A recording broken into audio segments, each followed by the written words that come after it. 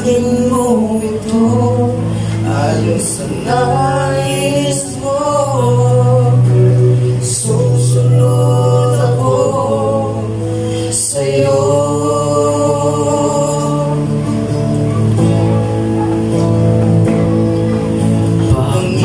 Panginoon, inaalay ko sa'yo ang aking buhay. Gamitin mo ito ayon sa nais mo. Susunod ako sa'yo. Ikaw ang maghari sa buhay ko. Pusong dalisay ang nais ko. Ikaw ang maghari sa buhay ko. Ang nais ko'y maging katulad mo.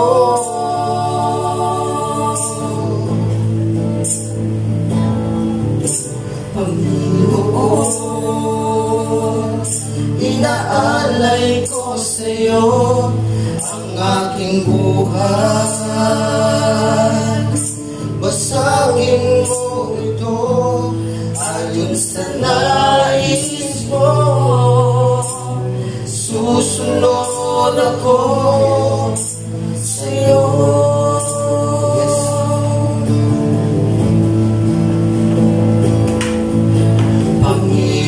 Panginoon, inaalay ko sa'yo ang aking buhay. Gamitin mo ito ayon sa nais mo. Susunod ako sa'yo. Ikaw ang maghari sa buhay ko. Pusong dalisay ang nais ko. Ikaw ang maghari sa buhay ko. Ang nais ko'y maging katulad mo. Ikaw ang maghari sa buhay ko. Pusong dalisay ang nais ko. Ikaw ang maghari sa buhay ko. Ang nais ko'y maging katulad mo. Ang nais ko'y maging katulad mo.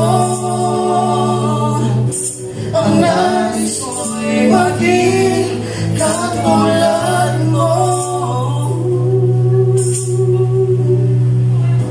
Ang nais ko'y maging katulad mo. Sa Diyos po. Magandang umaga po sa atin. Ako lang po nagpapasalamat. Tagalakan ko lang naman magpasalamat. Ating Panginoon sa kanyang kabutihan, sa araw-araw na lagi yun niya, lagi ginagabayan niya. Salamat din sa mensahe natin sa gabain. Siya yung ating gabay, ang ating Panginoon, ang banal na Espiritu Santo. At nagpapasalamat ako. Sige, parang naano na ako kanina na parang ginarinig ako sa na isang kanta na parang na-inspire lang din ako na parang yun nga, sabi dun sa kanta na thank you sa unanswered prayer. Dapat talaga tayo magpapasalamat. Yun pala, meron siyang meaning na hindi lahat ng prayer natin ay sinasagot ng Panginoon. Minsan, meron siyang parang unanswered prayer kasi meron siyang gagawin para sa'yo na hindi pa ngayon At salamat dahil sa mga ganung paraan na meron siyang pinapaunawa sa akin. Meron tayong kahilingan na hindi natasagot. Pero naniniwala ako na darating yung time na sasagutin niya. Siguro may plano ang Panginoon para sa atin, o para sa akin, para sa pamilya ko. Hindi man kami perfecto, sabi ko, Brother James, huwag kang mawala ng pag-asa. Sabi nga dun sa kinanta namin na still, huwag mong tingnan si mga tao dito, mga kapatiran. Lagi lang magpatuloy. Lagi tayo magpatuloy kasi ako, dumating din ako sa point na gano'n na inisip ko, kumbaga mag-walk out, gawin yung mga bagay na hindi kalooban ng Diyos, pero hindi nagtagumpay ang kaaway sa buhay ko. Pagkos, nagpatuloy ako kahit ano man ang mangyari. Kaya nga sabi, may mga hindi naman talaga perfecto ang pamilya, Brother James. Hindi talaga perfecto. Nakikita mo, panlabas lang ito na nandito. Sa loob ng papamahay, doon mo talaga makikita yung totoong senaryo ng buhay. Pero sabi ko nga, kahit ganun man, gusto kong sabihin na magpatuloy pa rin tayo kasi nga, sabi ko, may purpose ang Panginoon, may dahilan man siya, hayaan mo na kumilos siya, basta magpatuloy lang tayo sa kung ano man ang kalooban ng Panginoon.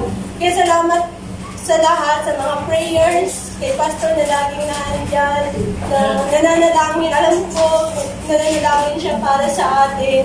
Dahil kung walang nananalangin, hindi nananalangin ang bawat isa. Meron talagang mawawala. Kaya magpapanalangin pa rin tayo. And salamat din sa Panginoon na lagi siyang nagpo-provide. Alam ko na siya nagpo-provide ng mga pangangailangan ng bawat isa sa atin. Yun, at salamat. Huwag niyong isipin, mga kapatid, na yung alam niyo yung pag tayo kumbaga hindi kinikriticize yung mga natin.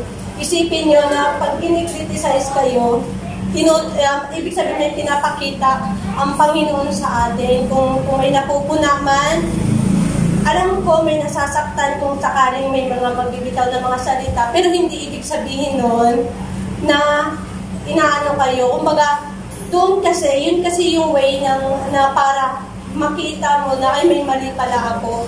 Kaya tanggapin nyo kung i-criticize mo kayo alam ko, tama ba term ko na criticize, kung baka napupuna kayo ng mga kapatiran. Dahil dun kasi, ako kasi honestly, pag once na may nagpupuna sa akin ng mali ko, meron kasi akong kasama sa parang siya yung nag-ano sa akin na kaya doon, natututo ako. Hindi ko siya dinidibdib, hindi ko siya inaano na para ako gusto kawain, hindi.